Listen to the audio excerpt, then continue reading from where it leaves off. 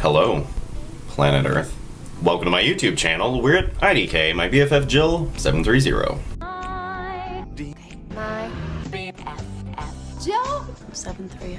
I'm Preston L. Young, wishing you warm salutations and congratulations as always. You've made your way to the Buffyngton Post. You are invited!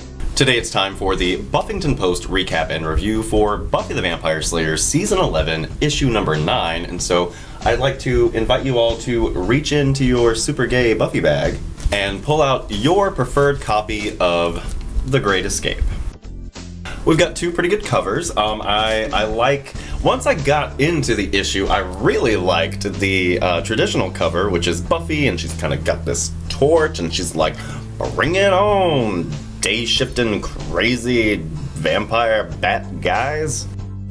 And I also really love what they're doing this season with the variant covers of kind of like taking just a little chunk of something that could have happened but's not actually in the book, with Xander and Dawn trying to pack for a plan that they aren't really in on. So I thought it was really cute. But of course, before we get into it... Previously on Buffy the Vampire Slayer. Dragon came to San Francisco. Dragon brought tsunami to San Francisco. Thousands of San Franciscans died. The government didn't know what to do, so they figured that they would just... They decided to round up all of the supernatural beings and put them in this safe zone that's not an internment camp. Buffy followed Willow and Spike into the internment camp because she didn't want them going in alone, even though Slayers are exempt. Things weren't great in the non-internment camp, to say the least, and it turned out that there was this great big plan to strip everyone of their magical abilities, okay? And so the rub is that if you strip some magical creatures of their magical abilities, they will flat out die or turn into, like, zompires, like back in season 9, okay? So everybody was like, what are we gonna do? Buffy and Willow decided that in order to create real change, they had to be stripped of their powers so that they could leave the internment camp, get reinforcements, go back in, and stop the whole like crazy power sucker situation, alright? While on the outside, they convened with Riley and Sam, and hello, Faith is back. With the help of Riley, Sam, and Faith, they broke back into the not-an-internment camp, and they went to the place where they keep the big power sucker machine, but unfortunately, the Slayer guards there, who are less than friendly, are there to, like, stop that. Also, Giles is not around, Spike is still in the internment camp, and Xander and Dawn have skedaddled off to a safe haven until the coast is clear and they hear from Buffy and company, okay? Exactly. That's pretty much what you need to know, and so without further ado, let's jump into Buffy the Vampire Slayer Season 11, issue number 9. It's The Great Escape. And we're gonna ring the bell every time something happens real quick. Here we go. Shall we begin?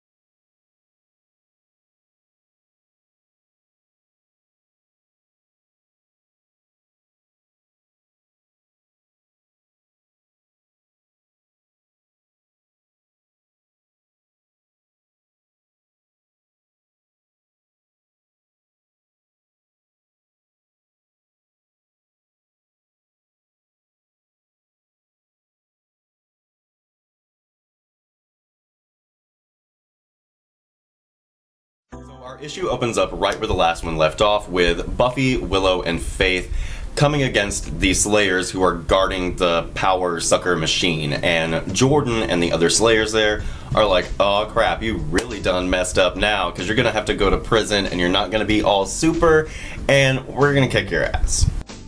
So Faith says, don't worry, B, I got your back, and Jordan and the other Slayers are laughing like, haha, she thinks one Slayer can take out all of us, and then Faith goes, oh no, I fight dirty, and she throws a smoke bomb. So in the confusion and the chaos and the fighting and the not being able to see who's who of the smoke bomb situation, Buffy and Willow get out of there.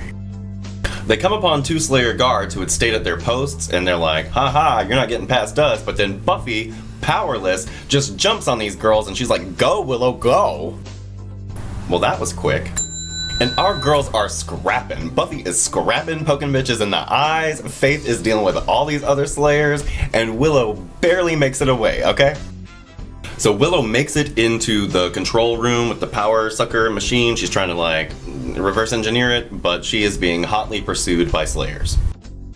Meanwhile, Buffy and Faith are getting the shit beat out of them, okay?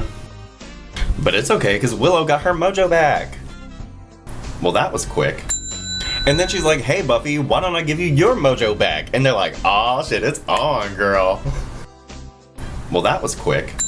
So Buffy pulls Jordan off of Faith, and Jordan is just like, alright girl, I can't wait to beat you down. And Buffy's just like, really? Many more and better than you have tried, so come at me, bitch. Willow busts a hole in the wall so that they can escape, alright? Well, that was quick.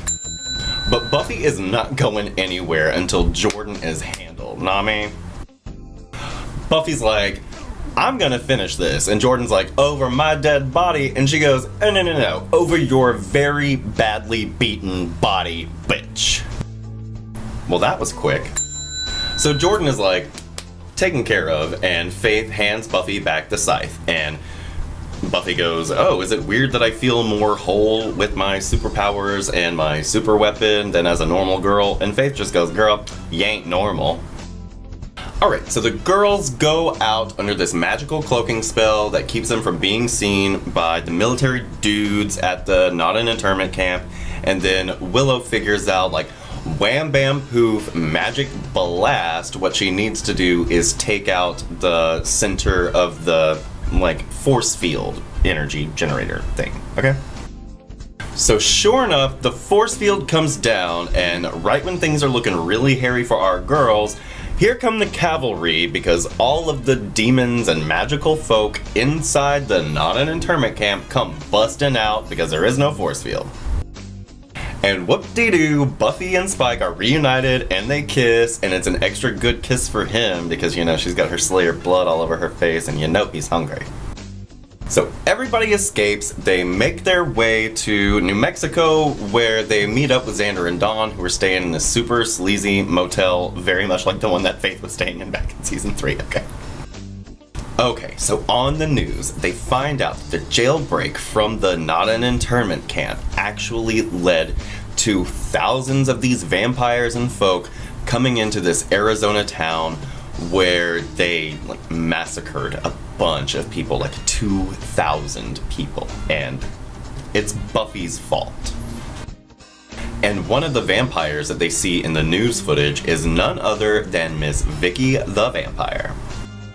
So a couple of days later, Buffy, Willow, Spike, and Faith track Vicky and her, like, nest of vampires to Austin, Texas, where they are all hiding out, and basically, they want to get some info from her, like, why would you go and massacre an entire town of people? Well, that was quick. Vicky doesn't want to talk to Spike, but then, whoop-de-doo, here come our girls plopping down to say, no, you're gonna talk to us, bitch.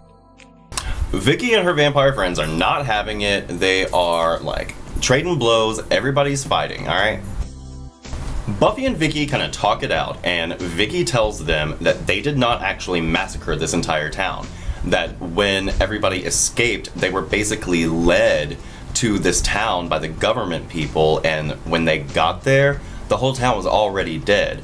And she said that the whole place reeked of magic, like concentrated magic. And so something super fucking shifty went down, and now there's this government conspiracy that is basically making it look like the supernatural beings are more of a danger than they actually are, and this has all been manufactured very much like it's looking like the dragon situation, okay? So Buffy and Vicky kind of level. Buffy says, you and your nest, what we need you to do is make a very public show of heading east so that we can head west and get to the center of whatever's going on while everybody is looking for you guys, alright? So Willow was able to figure out that everything that's being made in the camp, these like magical machine parts, are being sent to this place called the Pandora Project, which, by the way, is in San Francisco. And so Buffy, Willow, Faith, and Spike are going to head to San Francisco where this all started to see how the heck to end it. And that's where we end the issue. Damn, that was quick. Alright, so I really enjoyed this issue a lot more than last month's issue. Like I said, last month's issue should have been 2 separate issues. It kind of wasted what was going on with Buffy and Willow trying to live powerlessly in the world, and then also it kind of wasted the arrival of Faith. I felt like they really kind of dropped the ball last month with the introduction of Faith and Buffy and Willow kind of struggling to live in this world without their powers instead of picking one over the other and really exploring. However, this one I feel like it did a really good job of getting us to where we need to be, making things make sense, and also just having some really great moments along the way.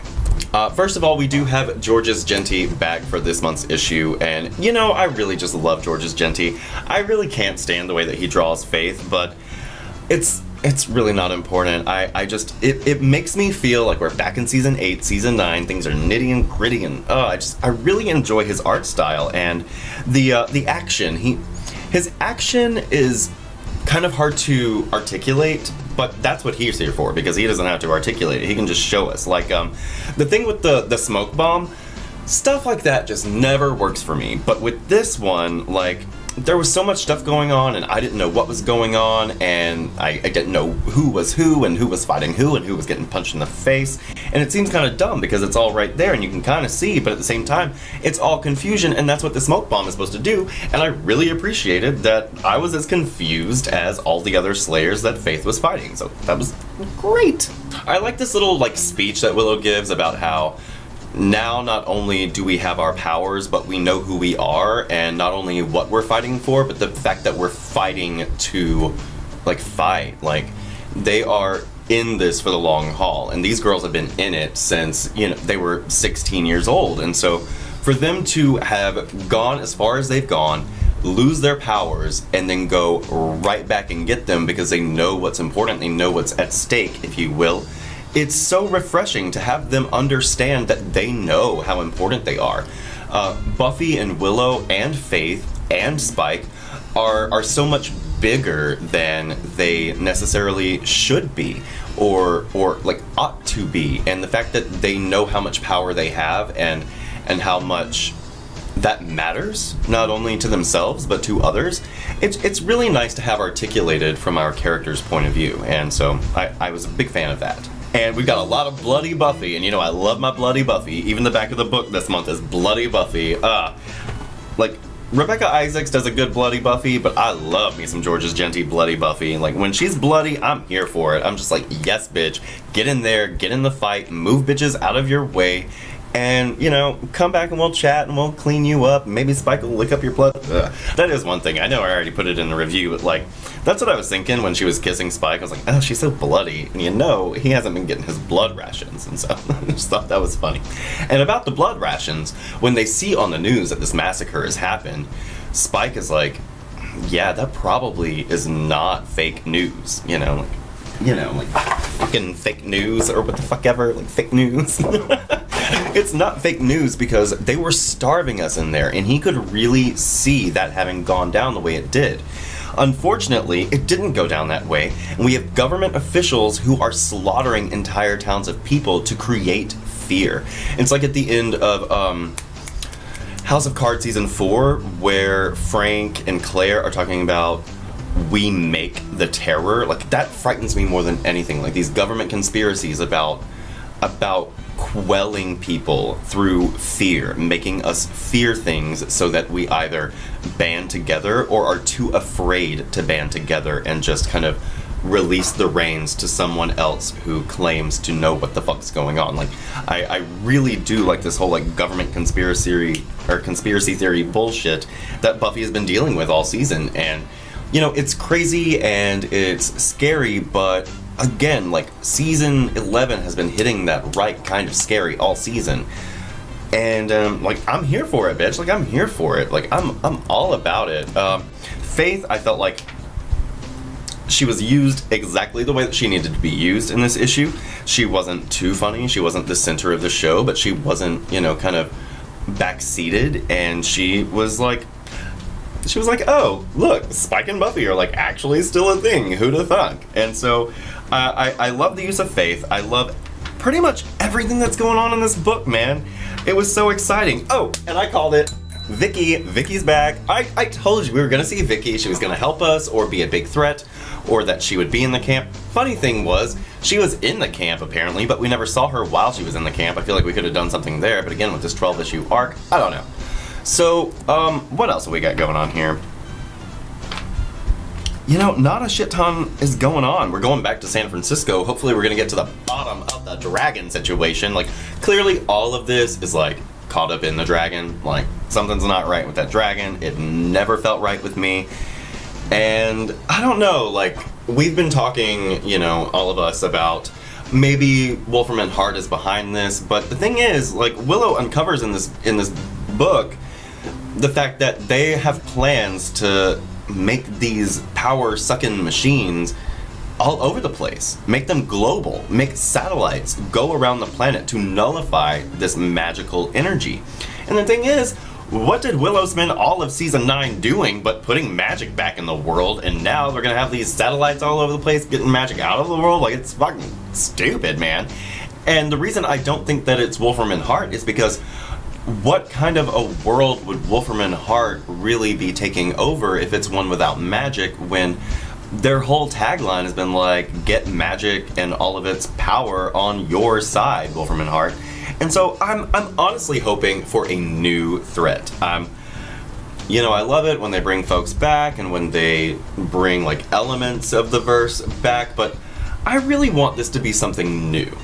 Or if it's not something new, I do want it to be something new. I want it to be something new. I don't want it to be a rehash. I don't want it to be a reimagining or revisiting some other, like, older big bad, whether it's Buffy's or Angel's. I would really like for this to be something new. Maybe, and I wouldn't be opposed to it being Zane Pharmaceuticals. You know, I had big plans for Zane Pharmaceuticals in Season 11. I wouldn't be terribly surprised if this was Zane Pharmaceuticals' answer to Magic Town. Oh, maybe that's it. Maybe it is Zane Pharmaceuticals. I don't know, because like in the cover for next month, they've got like robot-y, like animals in bubbles. I don't know what is. We'll find out next month. But I'm just like, what the fuck? So yeah, oh, and I must say, I really love the last panel of all of the shape-shifting vampire bats just like flying off. I'm like, see you on the East Coast, Buffy. I really love that panel. It's very Buffy, but at the same time, it's unlike anything we've ever really seen in Buffy, and so I really liked it. But yeah, I'm all about this month of the Buffyverse. Wait till I get to talking about Angel, Season 11, Angel and Frederia cruising through time, number 7, whatever we're on. It was better. It was a lot better. I enjoyed it. But anyway, that's what I thought of Buffy the Vampire Slayer Season 11, Issue number 9, The Great Escape. Please let me know what you thought of the issue in the comment section down below. I'm Preston L. Young. I hope you're having a great 2017 so far, everybody. You can come right back here to the Buffyngton Post anytime for Buffy the Vampire Slayer reviews, Angel and Faith reviews, Buffyverse discussions on the other Slayers. I will have Angel and Frederia Cruising Through Time Season 11, Issue number 7 out tomorrow. That'll be the recap and review for that, and I will get my Game of Thrones Season 7 Episode 1 review up before Episode 2 comes out on Sunday. I'll get it done. But anyway, Planet Earth, that's pretty much all for today. Have yourself a great day today, and we'll see you next time. Bye.